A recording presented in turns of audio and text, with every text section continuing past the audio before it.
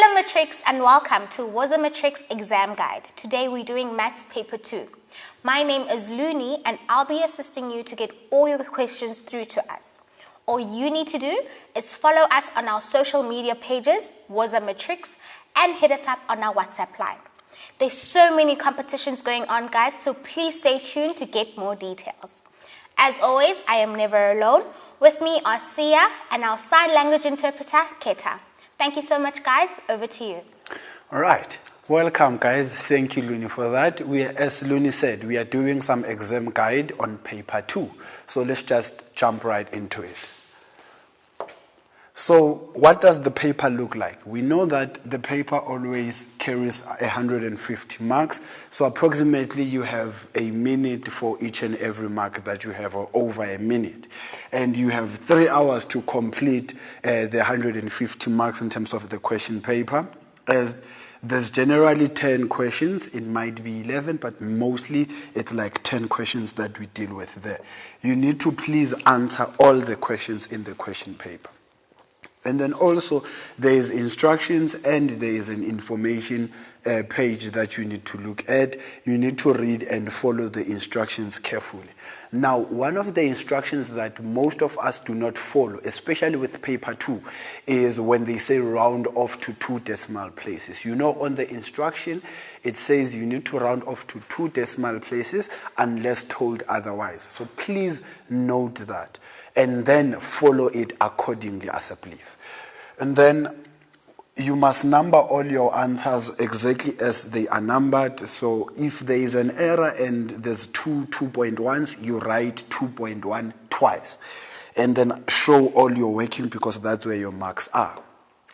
And then also the very first question that we deal with, which are the first 2 questions, it's statistics, which is 20 plus or minus 3 marks.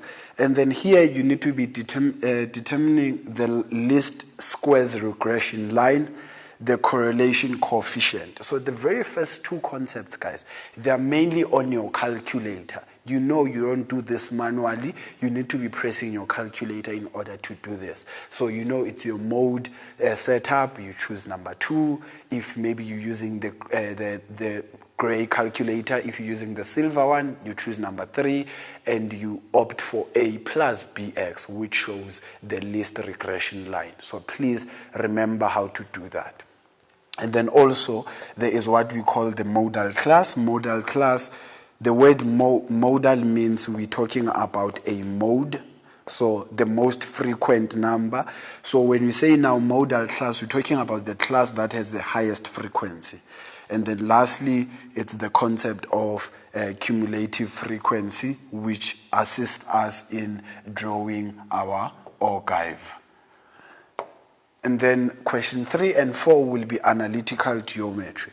So with analytical geometry, guys, there's always 2 questions of analytical geometry. The first one is your grade 11 analytical. The second question is your grade 12 analytical. Grade 11 will be your distance, midpoint, gradient, equation of a line, angle of inclination. Those are the things you need to know there. With the second question of analytical geometry is mostly circle analytical geometry. So you're finding your equation of a circle, you're finding the center of a circle, you're finding the radius of the circle. So those are the 2 questions that you're always going to have. And they range between 40 plus minus 3 marks. Now, as I said, you will need to know how to calculate the equation of a line and a tangent, and also that of a circle, and then use the gradient to find angle of inclination. Lastly, use the distance to find coordinates of a point. Then our question 5 and question 6 will be trigonometry, which is mostly 30 plus or minus 3 marks. Specifically here, I'm talking about the theory of geometry. That's what we're talking about here. So your reduction formulae, your identities, and all of those. So you need to know how to simplify expressions without using a calculator. Now I know you think we are not with you in the exam room, which is very true, but trust me, we can see when you use your calculator when you are solving your questions. So please do yourself a favor, don't look at the calculator when they say without the use of a calculator. But you can always try to, maybe if you are given 210, you can play around your calculator to find the actual reduction formulae, but not to solve the actual question, please. And then also, you need to know your general solution. So general solution, the most important thing here is what we call the reference angle, please. So you need to remember that. That's the very most important thing. And then the range of a tree graph. When you talk about range, remember we're talking about the y values. Then lastly, the points on a graph. So points on a graph, we're talking about your amplitude, we're talking about your maximum and your minimum. You can see them on the graph. So that's what I'm really talking about there. And then our question 7 is also trigonometry, but now it's our application of trigonometry. Now application, we're talking about both 2D and 3D. That's mainly where we apply our trigonometry. So we use the ratios to express lengths in terms of x. Guys, I know when they say in terms of x, they do not mean you need to solve for x. It simply means that your answer should have x as one of the variables that are there. It might have other variables, but as long as there is x in your answer, then you have answered the question correctly. Don't solve for x, because that's not what the question would want you to do there. And then the other important thing is we only use the ratios if we are given a right-angled triangle. So that's one of the other things you need to please remember there. And then with the rules I'm talking about, remember there's 3 rules that we look at. It's our sine rule, our cosine rule, and our area rule. So those are the rules we're talking about. You use them to find angles, and you also use them to find an area of a triangle. So remember, if you want to find angles, you can use either your sine rule or your cosine rule, depending on what you are given. So you always need to write down the given information in order to decide which rule to use between the two. The last one is area of the triangle. Only if the triangle is a non-right-angled triangle, then you can use the area rule. But if it's a right-angled, you know it's half base times height. And then also our question 8 to 10 will be Euclidean geometry and measurement. Now, I know Euclidean geometry seems to be the most difficult question, but I've seen a lot of you guys do so well in that particular question. The diagnostic report has also indicated that you guys are now mastering your Euclidean geometry, so keep up the good work. The main thing that you need to know is I need reasons. When you're writing down what you are thinking, you need to indicate why that is the case.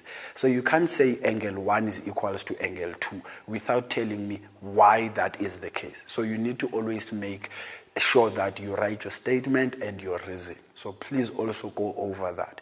Also, you need to know that you need to prove equal angles and equal sides.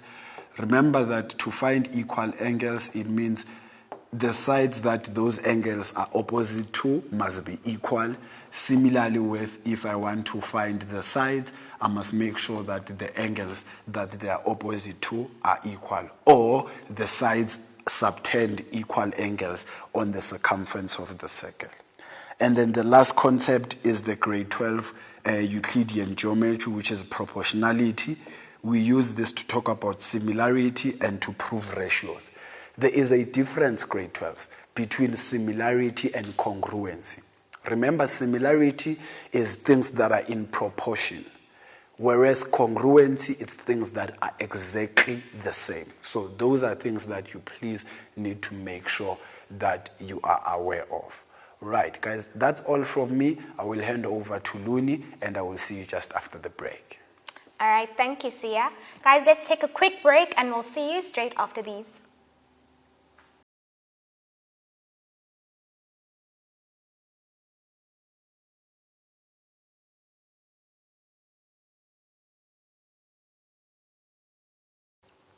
Welcome back from the break, guys. Thank you so much for joining us. If you've just tuned in, we are still doing your exam guide in preps for your upcoming exams. If you're someone who's constantly running out of data, then this next competition is definitely for you. Wazomatrix is bringing you #WazoWinner competition, where 2 matrics stand a chance to win 2 gigs of data. So what are you waiting for, guys? Hop on over to our Facebook page and enter the competition. Not more time wasted, let's go straight to Sia. All right, welcome back, guys, from the ad break. So right now I'm going to be looking at some tips for solving equations that are in trigonometry, and also just tips in preparation for paper 2. I know that we all study differently, we all practice differently, but these are just general things that we want you to please pay attention to in preparation for your exam and in solving certain questions under the paper 2. Now let's look at it. So the very first tip that we are saying is, when you're preparing for your paper 2, practice the skills that you learned in earlier grades. What do I mean? Using a calculator in stats mode. I think I spoke about this when we were talking about statistics and the least regression line. You need to know how to use your calculator in stats mode. And one thing for sure I should caution you is, please refrain from using the on button when you want to clear the screen. Always use the AC, which means all clear. So if you are in stats mode, don't touch the on button. Just always use the all clear button if you want to clear your screen and you want to do something on the screen, please. And then also, you need to learn how to substitute into the formula and also writing geometric proofs. When I'm talking about substituting into the formula, if you are using maybe a sine rule formula, make sure you indicate what the angle A is and what the angle B is, what the side A is and what the side B is, in order for you, when you're substituting, you can then substitute the correct values, please. So don't just go straight to the formula and want to substitute. No, write down what those values are and then substitute accordingly, please. And then also, when you're preparing for paper 2, make sure that you revise and learn facts about each topic. Now, when I'm talking about each topic, I'm saying make summary notes, guys, especially of theorems. Most of you get these questions incorrect, where they say complete the following statement. Remember, if they say complete the following statement, it simply means that's a theorem that you need to make sure that you understand in order to apply it. And one of the things I need to also tell you is, most of the time when the first question says complete a statement, it means the subsequent questions are going to use that theorem that you actually completed there. So please pay attention to that. Make note of all your theorems. Try to understand what they are all about. Look at the links between the theorems. Don't cram them. No. Understand the links so that even when it is not shown in the way that you are used to, you can still see the link and understand what they are asking you. And then also, familiarize yourself with the formula sheet. I can't stress this enough. Paper 2, a formula sheet is your friend. Why? Because most of the double angles and the compound angles, they are there in your information sheet. So you don't necessarily need to spend so much time trying to memorize that cos of A plus B is equals to what. No, you don't need to do that. You just need to know how to apply it and when to apply it. And then always use your formula sheet. Remember, as you get to the exam, detach the information sheet, put it on the side, and work with it there, because you don't want to always go back to the end of the question paper in order to see the formulas that are given. So detach it, put it on the side, and work with it. But remember, you need to leave everything in the exam room when you leave the venue. So you're not taking anything with you when you leave the exam room, except for your stationery and your timetable, for that matter. And also, remember to break up the sections into manageable parts using links between those parts. Use colors and highlighters to group similar ideas. highlighters and colors, they come in handy, especially when you are doing Euclidean geometry, because you need to show that the red means all those angles are equal, and then maybe on the red you then add a blue. The blue would mean it's now equal to that because of a certain property. So you see, that's where your colors comes in. So please try and invest in at least 3 different colors that you can use in an exam situation and also while preparing for your exam. And then when you're also preparing for paper 2, talk to another grade 12 learner. Remember, it doesn't need to be an actual friend that you have, because some of us have friends that are not in grade 12. So just talk to somebody that is doing maths and explain certain concepts that you understand and certain questions that you understand. Remember, one example that I can make is with a song. For you to understand a song, you always need to sing along with the song in the background until you understand it and you know the lyrics. But as you are busy practicing the song, wherever you don't know, you always hum the song. But as soon as you know it, you can sing from word to word until you are done. Similarly with this, the more you talk about maths, the more you will understand what you are doing. The more you explain how you got to an answer, the more you will understand how to go about solving a certain question.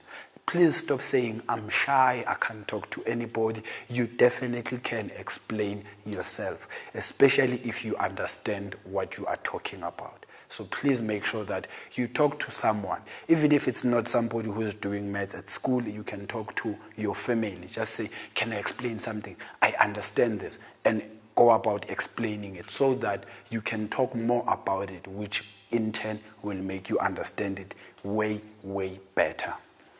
And then also apply what you have learned by doing past papers.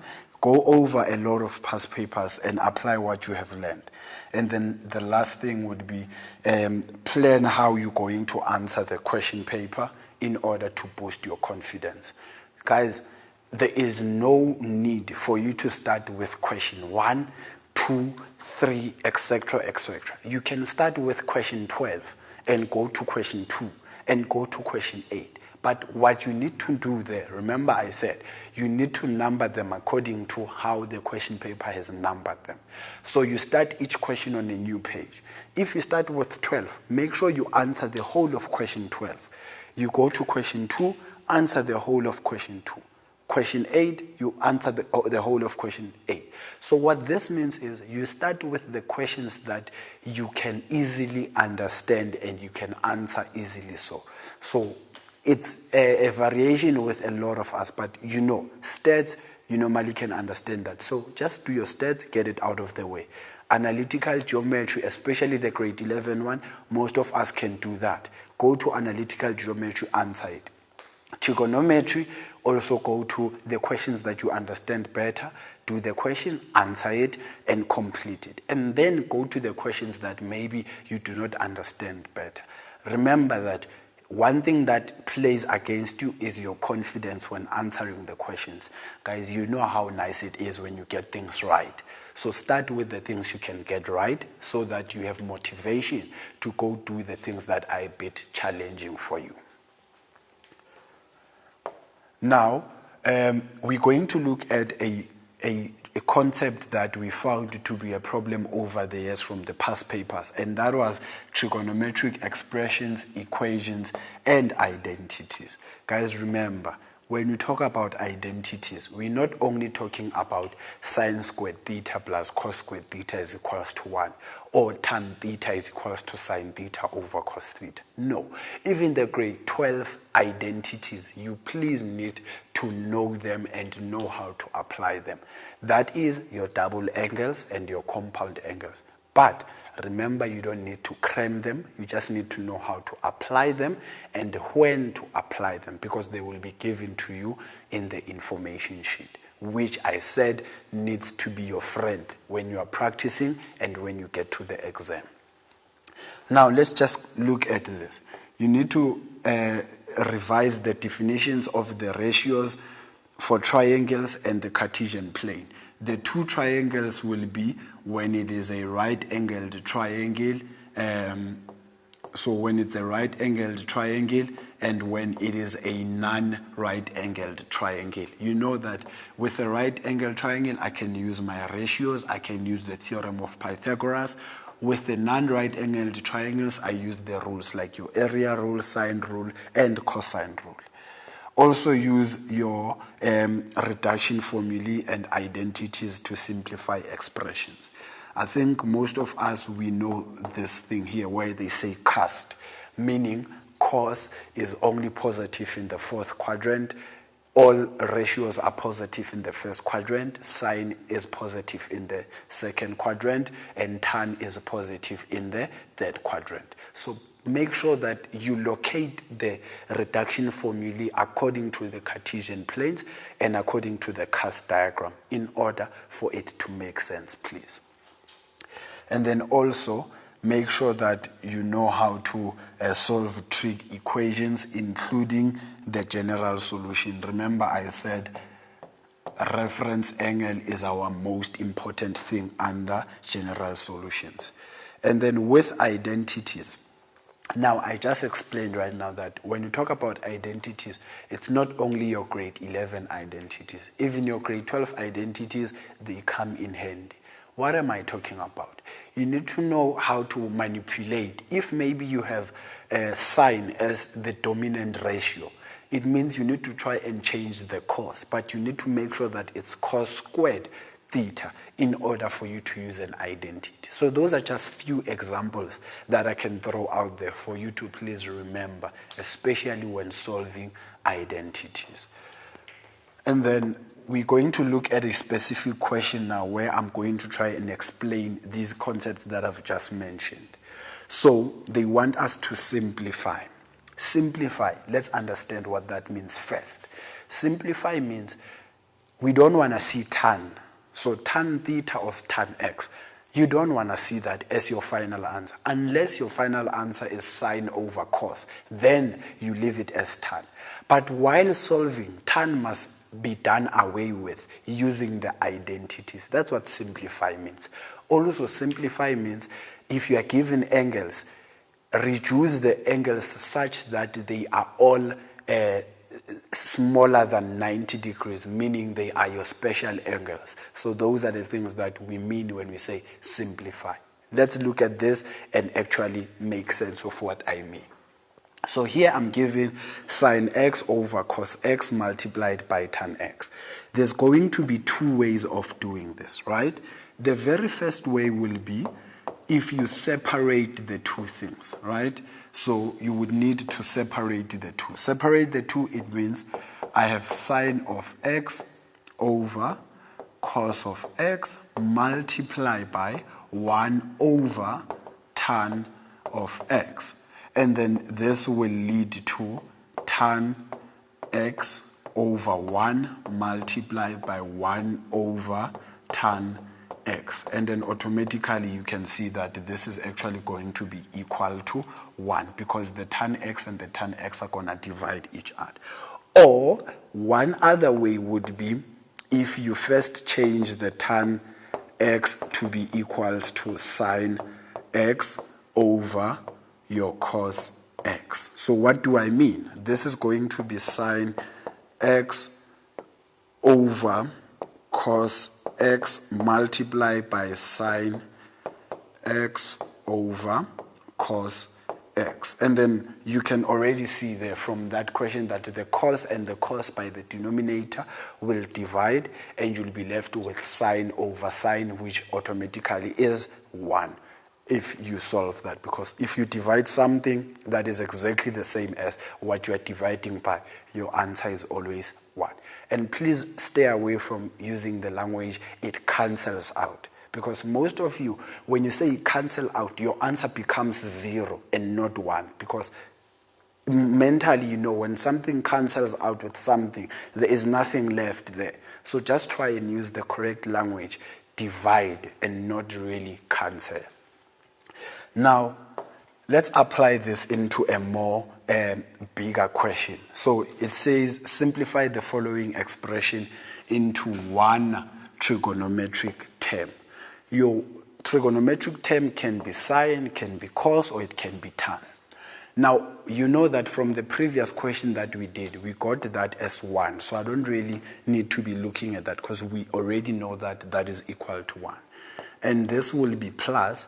Now, firstly, I look at what 180 degrees plus means. It means that we are dealing with from 180 going to the third quadrant. So we are locating the sign in the third quadrant. What do I know there? Sign is negative in the third quadrant. And therefore that makes it negative sign x. Multiply by 90 minus is in the first quadrant. Remember, all of them are positive, so my answer will be a positive. But because of the 90 plus or minus, the ratio will change to its co-function. So let's just remind ourselves. The co-function of sine is cos, the co-function of cos is sine, and the co-function of tan is cot. But we hardly give you the co-function of tan because we don't do cot when we get to grade 12. So this means this will actually be sine of x. And therefore, this will then be equal to 1 minus sine squared x. And this becomes cos squared x as our answer. And then that's about it, guys, for the first segment. I hope that clears out a few things that you need to look at, especially with expressions, equations, and your graphs. I will see you guys after the ad break, and we'll hand over to Luni just now. I will see you just now. Thank you so much, Sia. Guys, we are going to take a break, but don't forget to hit us up on all our socials, Was the Matrix, and on the WhatsApp line. If you have any questions, send them through and we'll assist you. We'll see you shortly after the break.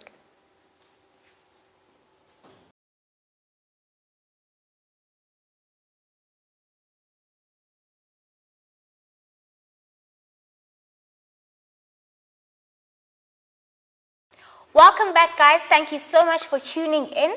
Don't forget to enter the hashtag WOZOWinner competition, where 2 matrics stand a chance to win 2 gigs of data. We've got a WhatsApp question, so let's check that out. Could you please go through a question on trig graphs? All right, matrix. So the question is about trig graphs, and they want us to look at a trig graph. Now, with trig graphs, there's just a few important things that I need to mention there. One, you need to know things about your amplitude, because that makes you know how to determine your range for that function. Also, the restriction that you are given, which will always be our domain because it's always given to us. Also, how to interpret the graph. And then lastly, you need to know how to look at lengths when they ask you to find a length on that particular graph. So those are just the few pointers that you need to look at. But in specific, let's just look at a specific question from past papers. So before we do that, you need to make sure that you recognize the different shapes of the trig function. Also, don't forget terms used to describe the functions such as your domain and your range. And then lastly, understand how different parameters change the shape of a trigonometric function. What do we mean? If they say it is shifted 1 unit up, what does that mean? What does that change? You need to know those things. If it is shifted 30 units to the right or to the left, what does that mean? What does it change? What stays the same and what changes? So those are the things that we really mean that you need to look out for. And then, now an actual question from a past paper reads as follows. In the diagram, the graphs of f of x, that's important, and also g of x, that's also important, are drawn for the interval. The interval is also very important. And then the graphs f and g, they intersect at A. So remember, guys, if the graphs are intersecting, what does that mean? It means at that point the graphs are exactly the same. So you equate them to one another and then solve. So that's what the intersection really, really means there. And then the last point they gave us was B there, which is 360 degrees and -1. Now, the first question wants us to talk about the range of f. Now, f, if we just go back to the question, it was sine x minus 1, right? So I'm just going to write it here. Our f of x is equals to sine x minus 1. Now let's understand what this means, guys. This means that the graph of f, which was the original graph, sine of x, was shifted 1 unit down. What does that mean? It means the amplitude of the graph changes, because now it is no longer going to be between minus 1 and 1. But it is going to move from being the maximum at 1 and being the maximum at 0, and the minimum moving from minus 1 being at minus 2. So in simple terms, it means that from here up until there, you are actually moving 2 units, right? Because that's the amplitude. Therefore, our range will be y is an element of my square bracket, because those values are inclusive there, minus 2 up until positive 0. But you know that 0 can never be negative. Some people don't prefer to write it like this. Some people prefer to say y is less or equal to 0, but greater than or equal to minus 2. It's an either-or situation. You can write it as one of the two solutions. They are very much correct, please. So that's what you need to know about the range. How does the range change? It changes when you move the graph and you shift it up or down. So if you translate the graph up or down, the range changes because the amplitude is consequently changed. The following question says, write down the values of x in the interval, that interval there for which the graph is decreasing. Now let's first talk about what does it mean for a graph to decrease. For a graph to decrease, it means that as the values of x are increasing, the values of y are decreasing. Because a graph to increase or decrease, we look at the y value.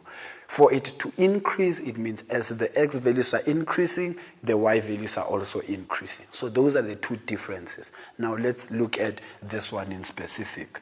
Now from this point to that point, you can see that moving from left to right, the x values are increasing, but the y values are also increasing. So this section does not hold. From 90 up until 270 there, you can see that moving from left to right, the x values are increasing and the y values are decreasing. So this section will hold for us. And then lastly, from 270 up until 360, as the x values are increasing, the y values are also increasing. So that does not hold. So that means for you to write the solution, it will be x is between the 270 degrees and the 90 degrees. You can write it like this, or you can include the equal to value there because they didn't really mention much about that. So it's either you say x is less than 270 and greater than 90, or x is less or equal to 270 and greater than 90. Or you can just use the interval of brackets there, your round brackets or your square brackets. So please note the two differences. Then let's look at the last question now. It says P and Q are points on graphs G and F respectively.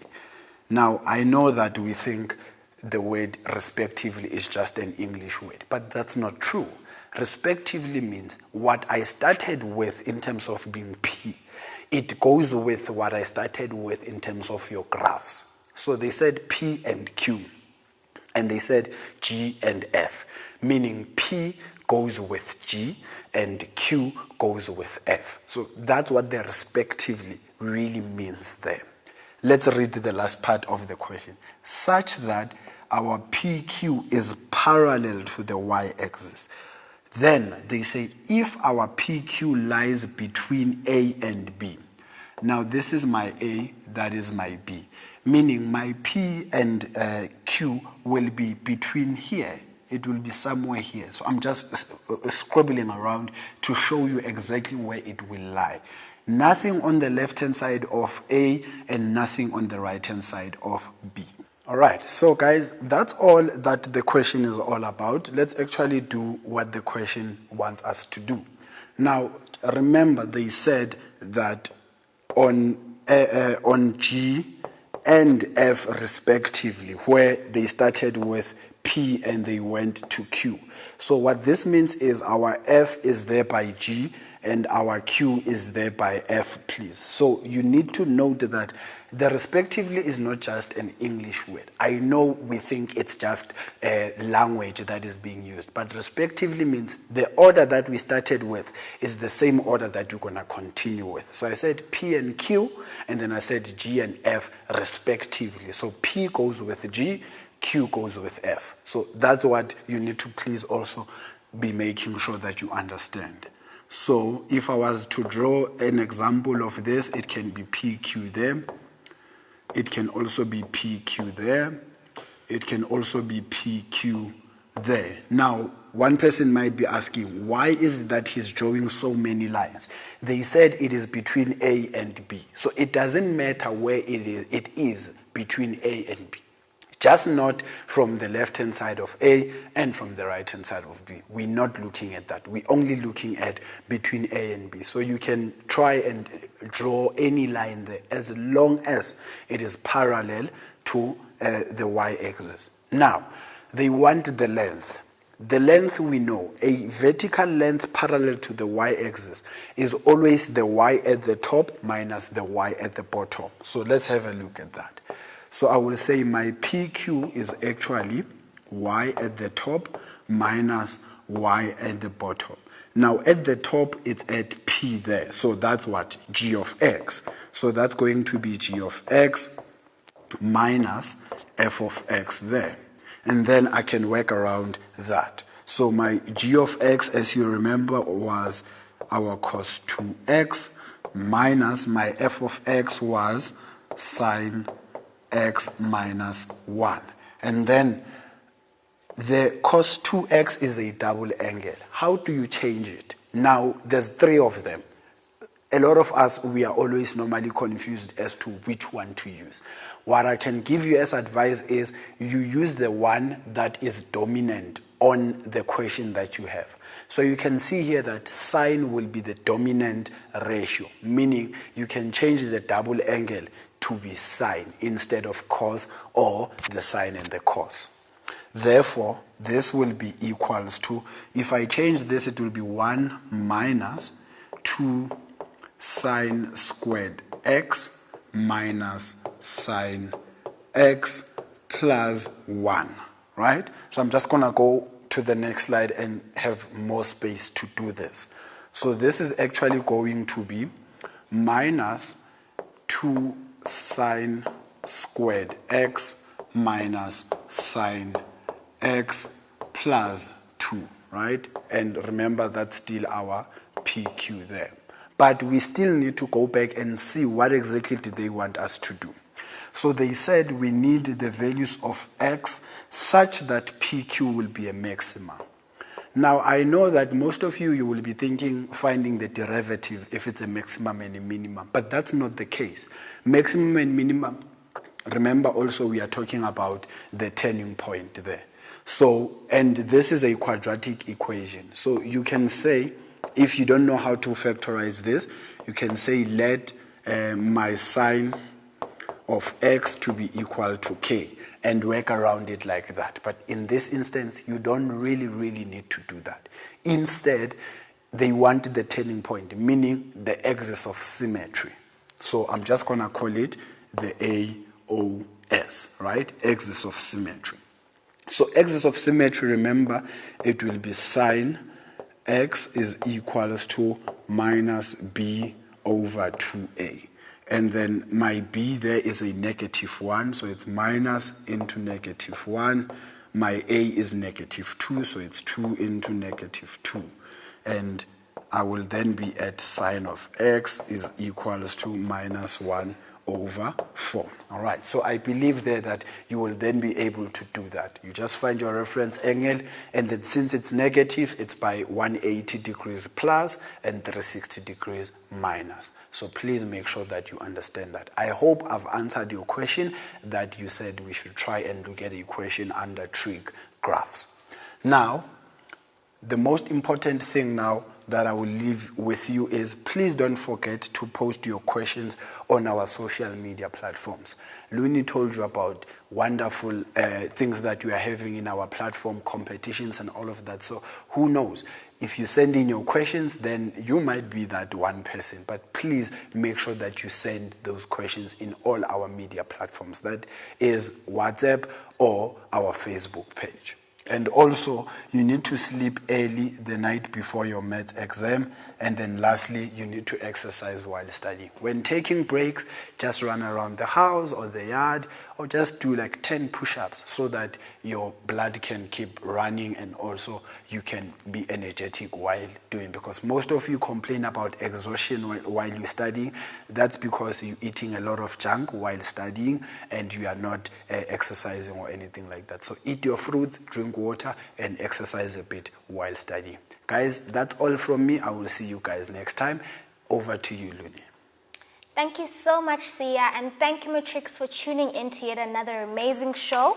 A big congrats to all the winners that will be announced on the Was the Matrix Facebook page straight after the show. We will be back with some more revision on your #1 educational channel. But from me, Looney, Sia, and Keta, it's a thank you and goodbye.